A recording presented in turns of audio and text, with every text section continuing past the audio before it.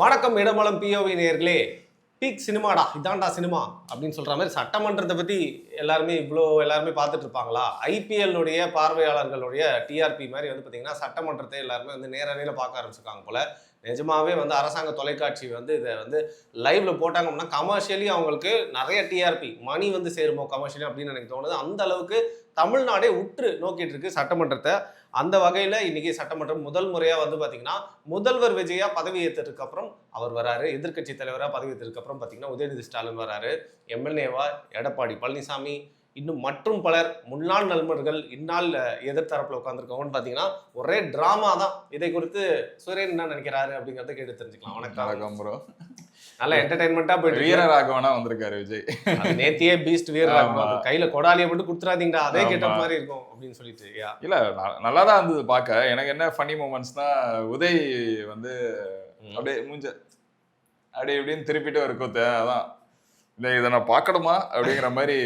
அதே மாதிரி உதய் ரெஸ்பெக்டுக்கு எல்லாரும் சிஎம் வெல்கம் பண்ணலாம். அது குறைஞ்சபட்சம் ஏன்னா இவங்களால ஏத்துக்க முடியல.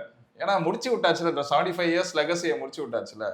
இதை பத்தி பேசுறதுக்கு முன்னாடி இன்னொரு கூத்துக்கு வருவோம். என்ன மீச கோபால் இருக்காருல்ல? மீச கோபாலா? நாசகோபால் தான் எனக்கு தெரியும். நக்கீரன் ஒரு ஆமா, அந்த கோபால் தான். கோபால் அவ்வளவுதான், அதோட நிறுத்தி போனப்ப அந்த கோபால் ஒரு வீடியோ எப்படின்னா சிஎம் இந்த இதெல்லாம் நடக்கல ஸ்வேரிங் இன் செரமனி அப்போ அவர் ஒரு வீடியோ ரிலீஸ் பண்றாராம். மனசு வேதனையா இருக்குன்னா பிபி மாத்திரை போட்டு இல்ல வேற ஏதாவது மாத்திரை போட்டு வீட்டுல உட்காரு, எதுக்கு வீடியோ கொடுக்குற? என்ன சொல்றாரு, ஒரு வண்டி ரொம்ப நல்லா போயிட்டு இருந்ததான், இன்னொரு வண்டி ஓட்ட வண்டியா லொடக்குன்னு போகுமா. ஓகே, அந்த நல்ல வண்டியில போயிட்டு இருந்த மக்களை அந்த லொடக்குன்னு ஓடுற வண்டியில உட்கார வச்சு போக சொல்றீங்களே, இதெல்லாம் நியாயமா? எனக்கு ஜனநாயகத்துக்கு மேலேயே ஒரு கோவம் இருக்கு. இந்த மாதிரி ஒரு நல்ல ஒரு கவர்மெண்ட்டை ரிமூவ் பண்ணிட்டு இந்த ஓட்ட கவர்மெண்ட்டை உட்கார வச்சுட்டீங்க. அப்படி ஃபீல் கண்ணீர்லாம் வடிக்கிறாரு. ஏங்க இது ஓட்ட கவர்மெண்டா இல்லையான்னு இவங்க பர்ஃபார்ம் பண்ண விட்டு அதுக்கப்புறம் பார்க்கலாம். இது நல்ல கவர்மெண்ட்னு சொன்னதுதான் என்னால ஏத்துக்க முடியல. 5 வருஷம் முடிஞ்சிருச்சு, இன்னும் ஏன் ஓட்டிட்டு இருக்காங்க? அதான் நம்ம கோபாலு தம்பி கோபால் இருக்காருல்ல, நம்ம கோபால் அப்படிதான்.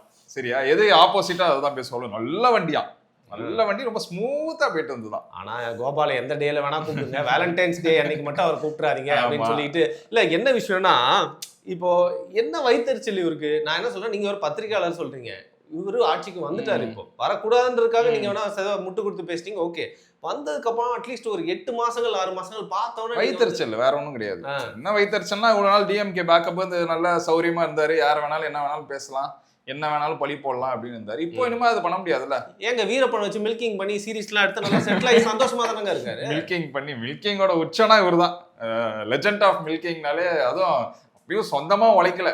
வீரப்பனோட அதோட கதையை எடுத்துட்டு வீரப்பன் இருக்கும் போது அவரு இவருன்னு பேசிட்டு, வீரப்பன் மறந்ததுக்கு அப்புறம் அவன் இவன்னு பேசி, அதுலயும் ஒரு டபுள் ஸ்டாண்டர்ட் தான். டபுள் ஸ்டாண்டர்டுக்கு பேர் போனவர் தான் நம்பாள். இவர் ஃபீல் பண்றாரு ஒரு 44 நிமிஷத்துக்கு ஒரு வீடியோல, இந்த மாதிரி மன கஷ்டமா இருக்கு, திடீர்னு அழுகுறாரு, பேசுறாரு, திடீர்னு அழுகுறாரு. அதான் அதே crocodile டேஸ்ட் தான்.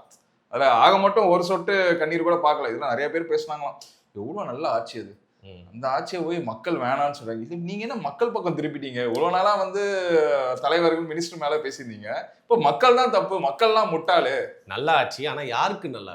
அவருக்கு நல்லா. இவர் பெரிய அறிவாளி, இதுக்கு முன்னாடி இருந்த கவர்மெண்ட் அறிவுபூர்ணமான வேலைகள் தான் பண்ணியிருந்தாங்க. மக்கள்லாம் முட்டாளு, மக்கள் ஒரு இடத்துல ஏமாந்து போய் சேர்ந்துட்டாங்களாங்க. மக்கள் உங்க அராஜகம் தாங்க முடியும். பரவாயில்லையே, வந்தோடனே இப்போ டாஸ்க் ஃபோர்ஸ் போட்டு திருச்சியில வீடியோலாம் பார்த்தேன். திருச்சி எஸ்பின்னா டிஐஜியான்னு தெரியல, சேலமா திருச்சி அந்த ரவுடிங்கள் எல்லாம் வேற லெவல். ஆமா, கூப்பிட்டு லாஸ்ட் வார்னிங் உங்களுக்கு இதுமே அதுல ஒரு டைலாக் சொல்றாரு, முன்ன மாதிரி கிடையாது அப்படின்னு ஒரு இது யூஸ் பண்றாரு அந்த போலீஸ்காரரும். ஸோ அதெல்லாம் ஒரு பெரிய சேஞ்சா தான் பாக்குறேன். விமன் சேஃப்டிக்கும் டாஸ்க் ஃபோர்ஸ் போட்டிருக்காங்க. ஆன்டி நார்காட்டிக்ஸ் தமிழ்நாடு ஃபுல்லா போட்டு ஸ்பெஷல் போலீஸ் ஸ்டேஷன், ஒரு டிஸ்ட்ரிக்ட்டுக்கும் ஒரு police station, 65 special police station. ஆமா, அந்த மாதிரி. ஸோ இமீடியட்டா அந்த ஆக்ஷன் ஆரம்பிச்சிச்சு. திருப்பியும் இன்னொன்று விட்டேன், ஐயோ இந்த பொண்ணுக்கு வேற வாழ்க்கையிலையா கோ கெட் சம் லைஃப்ங்கிற மாதிரி இந்த வைஷ்ணவின்னு ஒரு சின்ன பொண்ணு. ஓகே, ஒன்னே அகேன்ஸ்ட் சிஎம் எது வந்தாலும் அந்த 200 யூனிட்ஸ்க்கு ஒரு கூத்து. நான் அதான் சொல்ல வரேன், வைத்தறிச்சலா இருக்கும் அவங்களுக்கு, இங்கேயே இருந்திருக்கலாமோ அப்படின்னு சொல்லி. கண்டிப்பா 100 வைத்தறிச்சல் 1000% இருந்திருக்கும். இந்த செந்தில் பாலாஜி நம்பி இங்க சேர்ந்து இப்போ அது கவுண்டர் கொடுக்குறாங்களாம். சின்ன பொண்ணை வச்சு இவங்க ஹேண்டில் பண்ண விடுறாங்களாம். சட்டமன்றத்துல இன்னைக்கு மூஞ்ச திருப்பின உதய் நாளைக்கு மூஞ்ச பார்த்து பேசிதான் ஆகணும். சரியா, கேட்கிற கொஸ்டினுக்குலாம் ஆன்சர் பண்ணி தான் மிகு முதல்வர் அவர்களே அப்படின்னு சொல்லி அட்ரஸ் பண்ணி தான். எவ்வளவு நாள் சொல்லாம ஓட முடியும்? எவ்வளவு நாள் சொல்லாம இல்ல அது விஜய்க்கும் பொருந்தும். அவரும் வந்து மாண்புமிகு எதிர்க்கட்சி தலைவர் அவர்களே அப்படின்னு சொல்லிட்டு இல்ல அவரு சொல்லுவாரு தான் நினைக்கிறேன். நம்பால் சொல்லுவாரா? நம்பால் தான் மூஞ்சி திருப்பிக்கிறாரு இந்த சைடு ஸ்டார்டிங்லயே. அது இல்லாம ப்ரோ எதிர்க்கட்சி தலைவர் அப்படிங்கிறதுக்கு விஜய்க்கே லைட்டா தடுமாறலாம்.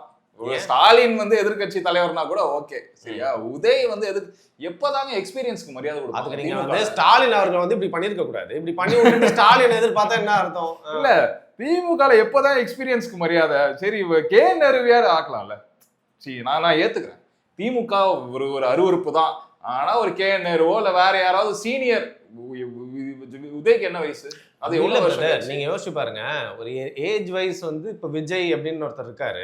அடுத்து எங்க அவருக்கு எதிராக ஒரு யங்ஸ்டர் மாதிரி எல்லாம் என்ன சொல்றாங்க, இப்ப விஜய் இருக்காராம், அப்புறம் உதயநிதி இருக்காராம், அப்புறம் அண்ணாமலை ஏதோ ஒரு புது கட்சி தொடங்க போறாரா. இவங்க 3 பேர் தான் தமிழகத்தின் ஃபியூச்சரா.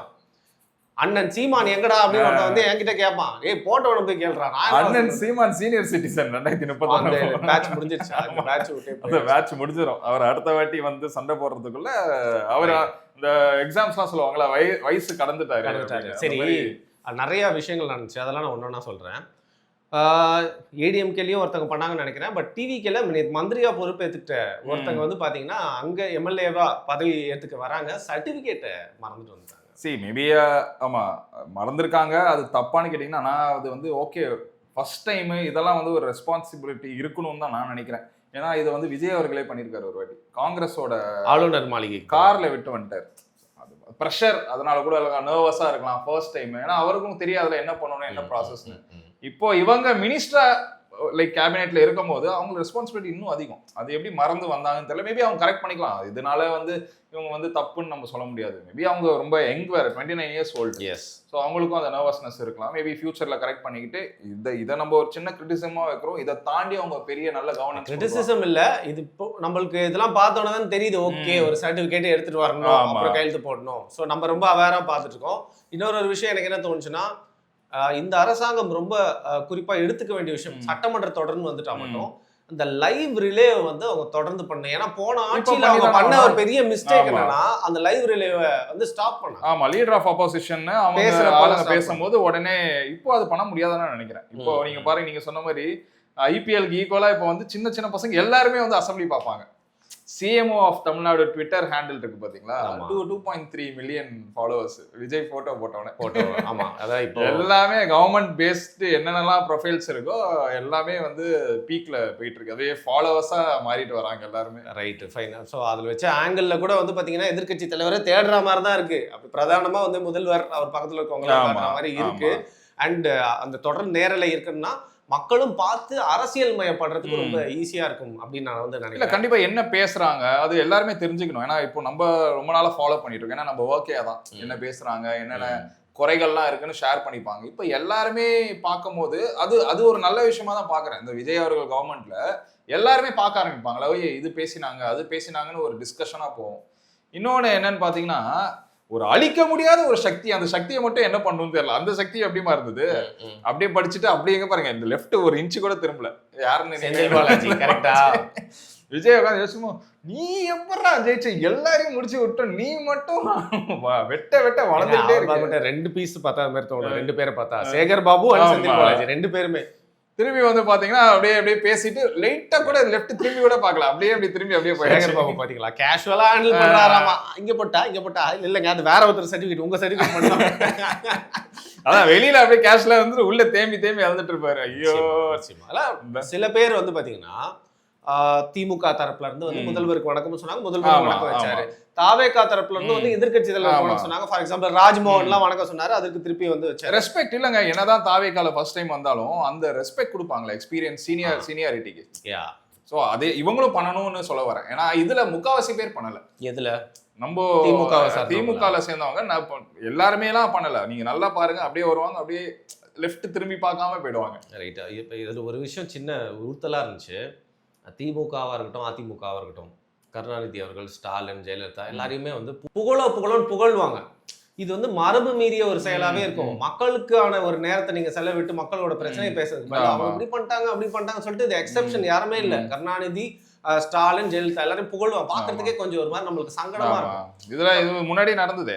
அதே கல்ச்சர் வந்து இன்னைக்கு நடந்துச்சு. இன்னைக்கு ஆமா மேபி முதல் நாள்ன்றதுனால தளபதி நானும் அப்படிதான் நினைக்கிறேன். ஏன்னா முதல் நாள்னால எல்லா தடைகளும் தாண்டி அவர் வந்தாரு, எல்லாம் ஓகே. ஆமா. இன்னைக்கு எக்ஸெப்ஷன். பட் நீங்களும் அதே கல்ச்சரை தொடராதீங்க. இல்ல கண்டிப்பா தொடர மாட்டாங்கன்னு பெரிய நம்பிக்கை இருக்கு. இதுல பெரிய ஒரு கிரிஞ்சி எலிமெண்ட்லயே டாப் என்னன்னு பாத்தீங்கன்னா, அப்பா பையன் புகழ்ந்துட்டாங்க போன கவர்மெண்ட்ல. ஆமா, அப்பா வந்து பையனை பத்தி புகழ்ந்து பேசுவாரு. அப்படியே ஒரு சிவாஜி எம்ஜிஆர் படம் பாக்குற, ஐயோ எம்ஜிஆர் சீனை பத்திட்டேன், ஏதோ ஒரு படம் பாக்குற மாதிரி அது போயிட்டு இருக்கும். ஸோ இந்த வாட்டி அது பண்ண மாட்டாங்க. நானும் பார்த்தேன், ஸ்பீக்கர் வந்து ஒரு சின்ன ஒரு இது மாதிரி கொடுத்தாரு. ஓகே, ஃபர்ஸ்ட் டைமுக்கு ஓகே. அண்ட் ராஜ்பவன் அவர்களும் வந்தாரு. யார் வேணா எந்த கடவுள் வேணா ஏத்துக்கலாம். தொடர்ந்து வந்து பாத்தீங்கன்னா என் கடவுள் அப்படின்னு சொல்லிட்டு விஜய் அதெல்லாம் வந்து பழைய மரபே நீங்களும் ஃபாலோ பண்ணி நேத்து மேடையிலயும் அதே தான் பண்ணாரு. துதி மாதிரி இருந்துச்சு. அது மேபி அவரே விரும்ப மாட்டாருன்னு நினைக்கிறேன். விஜய் மேபி ஃபியூச்சர்ல அவர் வந்து கரெக்ட் பண்ணிப்பாரு தான் நினைக்கிறேன். நம்ம இதுல வந்து இன்னொரு ஆளை நம்ம மிஸ் பண்ணிட்டோம். யாரு? நம்ம லேடி துரந்தர். அவங்க என்ன பண்ணாங்க? சீன்லயே காணோம். அவங்க வந்தாங்க. அவங்க வந்து விஜய் கிட்ட போயிட்டு வணக்கம் சொல்லிட்டு, விஜயோட கேபினெட்ல இருக்கிறவங்க வணக்கம் சொல்லிட்டு அதுக்கப்புறம் தான் வந்தாங்க. அவங்க ஃபர்ஸ்ட் டைம் எம்எல்ஏ, அவங்களுக்கு ஒரு வாழ்த்துக்கள் தெரிவிச்சுப்போம். அவங்க எப்படினாலும் பொழைச்சுப்பாங்க. அவங்க பாருங்க, புரியுதா? 10ல 1 பட் ஸ்டில் ஹிஸ்டரி தானே. அவங்க டிஎம்டிகேக்கு அவங்க மிஸ்ஸஸ் விஜயகாந்த் வந்து ஃபர்ஸ்ட் டைம் வந்து எம்எல்ஏ. Very honest. எம்பியா அவர் இருக்காரு, அவங்களுடைய தம்பி. இவங்க ஒரே ஒரு எம்எல்ஏ. செத்து போக வேண்டிய கட்சி, எக்ஸ்பயர் ஆக வேண்டிய கட்சி திருப்பி உயிரோட இருக்கு ஏதோ ஒரு காரணத்துக்காக. ஸோ சட்டமன்றத்தில் இன்னொரு 5 வருடங்கள் இவங்க மூலியமா கேப்டன்ற வார்த்தையும் சரி, அவங்களுடைய குரல் தேமுதிகன்ற கட்சியோட பேரும் அந்த ஒரு சீட்டு கூட அது ஏதோ கேப்டன் நிக்கோ பண்ண புண்ணியம் தான். இன்னொன்னு சௌமியா அன்புமணி, அவங்களும் ஃபர்ஸ்ட் டைம் எம்எல்ஏ. அவங்களுக்கும் ஒரு வாழ்த்துக்கள் தெரிவிச்சு.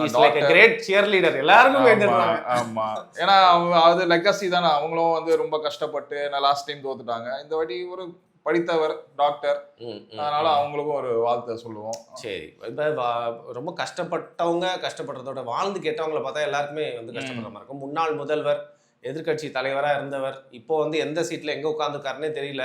வர்றாரு அவர் வந்து பாத்தீங்கன்னா வந்து முதல்வர் விஜயை பார்த்து வந்து கையெடுத்து கும்பிடுறாரு. அவர் வந்து விஜய் பார்த்தாரா இல்லையான்னு தெரியல, ஆனா கையெடுத்து கும்பிடல. இது வந்து ஒரு பேசு பொருளா மாறி இருக்கு. யாரு நம்ம எடப்பாடி பழனிசாமிக்கு வணக்கம் சொன்னாரு. விஜய் சொல்லிட்டு பேனாவை கீழே போட்டாரு. பொதுவா அந்த இடத்துல எடப்பாடி பழனிசாமி வணக்கம் சொன்னாருங்க, விஜய் பதிலுக்கு சொல்லல. ஆமா விஜய் அது என்ன ரீசன்னு தெரியல. மேபி ஏதாவது ஒரு வருத்தத்தோட இருக்காங்களா அப்படின்னு தெரியல. அதுவும் பாக்குறதுக்கு கொஞ்சம் வந்து சங்கடமா இருந்துச்சு அந்த டைம்ல. இந்த மாதிரி நிறைய பீக் சினிமா மொமெண்ட்ஸா இருந்துச்சு. ஸோ சட்டமன்றம் கொஞ்சம் கூட வந்து பாத்தீங்கன்னா ஒரு மசாலாக்கு பஞ்சமே இல்ல ஒரு லெவல்ல. ஆமா, இனிமே டெய்லி நல்லா ஃபன்னா தான் இருக்கும். டெய்லி அவங்க கான்வர்சேஷன் கேட்கும் போது ஃபன்னா இருக்கும். இதுல வந்து திமுகலே யாரு வருத்தப்படணும் தெரியுமா? ஒரு அவங்களுக்குள்ள ஒரு துரந்தர் உள்ள பூந்து ஜெயிச்சிட்டாப்ல நம்ம ஓபிஎஸ். எல்லாருமே ஃபீல் பண்ணுவாங்கன்னா ஓபிஎஸ் தான் ஃபீல் பண்ணுவாங்க. சீட்டு கொடுத்த ஸ்டாலின் அவர்கள் ஜெயிக்கலையே, ஓபிஎஸ் ஜெயிச்சிட்டாரு அப்படின்னு பார்த்தா. நான் அன்னைக்கே சொன்னேன், அதை திருப்பி ரிப்பீட் பண்றேன். அது வந்து செந்தில் பாலாஜியா இருக்கட்டும், சேகர் பாபுவா இருக்கட்டும், இல்லை ஓபிஎஸ், இவங்க 3ல யாராவது ஒருத்தர் நம்ம முன்னாள் முதல்வர் ஸ்டாலினுக்காக சீட்டை ராஜினாமா பண்ணி அந்த தொகுதியில வச்சு என்னது திருப்பியும் பழைய மாதிரி ஜெயிக்க வைக்கணும்னு சொல்லுவாங்க. எப்படி விடுவாங்க பாருங்க இவங்க. முன்னாள் முதல்வர் ஸ்டாலின் திருச்சியில இப்ப நிக்க போறாரு. திருச்சியில் நின்று எப்படி வரலாற்று சாதனை படைப்பாரு நீங்க. ஆனா பாருங்க ஆறி போயிடும். என்ன சொல்றேன், ராயபுரத்துல சேகர் பாபு ரிசைன் பண்ண சொல்லிட்டு ராயபுரத்துல நிக்க வச்சு சேகர் பாபு ஜெயிக்க வச்சா சேகர் பாபு தப்பிச்சிருவாரு. கொஞ்சம் திமுக அது ஒத்துக்கலாம், ஸ்ட்ராங்கா இருக்கு. ஆமா, அது ஒத்துக்கலாம். நீங்க அது திருச்சியில போய் விட்டீங்கன்னா எப்படின்னா ரொம்ப கேவலமாயிடும். ரைட். இப்போ இன்னொரு விஷயம், அது காசிப்பா போயிட்டு இருக்கு. நம்ம பேசிட்டு இருக்கப்போ மேபி அது செய்தியா உண்மையான செய்தியா நடக்க கூட செய்யலாம். இன்னைக்கு முன்னாள் முதல்வர் ஸ்டாலின் அவர்களை விஜய் மரியாதை நிமித்தமா சந்திக்க போறாருன்னு சொல்றாங்க. ஆமா, அது உண்மைதான் நினைக்கிறேன். It's a good healthy culture அப்படி. கண்டிப்பா இல்ல, இது எப்பவுமே அப்படிதான் ப்ரோ. இது ஒன்றும் ஒரு பகனாவுடைய லைஃப் டைம் பகலாம் கிடையாது. ஒரு சீனியர் ஒரு மரியாதைக்கு போயிட்டு பார்த்துட்டு, அது கேபினெட்ல கூட இல்ல, புரியுதா? அது எவ்வளவு ஒரு அங்கிள் தான். நம்மளாம் அப்படி பேசுறோம், அந்த குடும்பத்துக்கு எப்படி இருக்கும்? முன்னாள் சிஎம் கேபினெட்லயே இல்ல. ஆனா எனக்கு தான் வெரி ஷாக்கிங். அது அந்த அளவுக்கு வாஷ் அவுட் பண்ணிட்டாரு விஜய். அதுக்காக விஜய் போயிட்டு சரி எப்படி இருக்கீங்க, நல்லா இருக்கீங்களா, கூல் பண்ற மாதிரி கூல். ஆமா, இன்னொரு நியூஸ் என்னன்னா, இது ஒரு நியூஸ் ஸ்ப்ரெட் ஆயிட்டு இருக்கு. இந்த மாதிரி ஏடிஎம்கேல ஒரு செட் ஆஃப் எம்எல்ஏஸ் வந்து joining TVK, they are getting 8 minister போஸ்டிங்னு ஒரு நியூஸ். சரி, இப்போதைக்கு அது எப்படி ப்ராக்டிகலா ஒர்க் அவுட் ஆகுதான்னு தெரியல. ஸோ தட் இவங்க ஜாயின் பண்ணாங்கன்னா government will be more stable. So அந்த அவுட் சைட் சப்போர்ட்ஸ் வந்து என்னைக்கு வேணாலும் கேண்டிடேட் போகலாம். அது தாவேகாக்கும் ஒரு வகையில நல்லது, ஆமா அதிமுக கட்சியை உயிர்ப்போட வச்சுக்கிறதுக்கு ஆமா. ஒரு கடைசி ஆப்ஷன். ஆமா. ஸோ அது 2 பேரும் ஜாயின் பண்றதா பேசுறாங்க. பண்ணா சந்தோஷம். ஏன்னா இவங்க இதை டிபெண்ட் பண்ணி இந்த 6 பேர் எப்போ வெளில போனாலும் அவங்களுக்கு ஸ்டேபிளா இருக்கும். ஸோ தமிழக அரசியல்ல 2 பேருக்கு தான் இப்போ வந்து நேரம் ரொம்ப பேடா இருக்கு. ஒன்னு முன்னாள் முதல்வர், இன்னொன்னு முன்னாள் எதிர்க்கட்சி தலைவர். ஆமா. 2 பேரோட டைமும் அவங்களோட இடம் வந்து பாத்தீங்கன்னா ரொம்ப வந்து ஷேக்கியா ஆமா இருக்கு ஆமா அப்படின்னு சொல்லலாம். இல்லையாவது முன்னாள் எதிர்க்கட்சி தலைவரா ஜெயிச்சிட்டாரு. ஏதோ எம்எல்ஏல இருக்காரு உள்ள. இருக்கிறதுலே ரொம்ப சேட் வந்து எக்ஸ் கவர்மெண்டோட சிஎம் தான். Right, fine. என்ன நடக்க போகுதுங்கிற பொறுத்து இருந்து பார்ப்போம். இது மாதிரி சட்டமன்றத்தை பத்தி தேவைன்னா டெய்லி நம்ம வந்து கண்டிப்பா. பேசுவோம். வேறொரு தலைப்போட வேறு சில கேள்விகளோட உங்களை வந்து சந்திக்கிறேன். மிக்க நன்றி. நன்றி.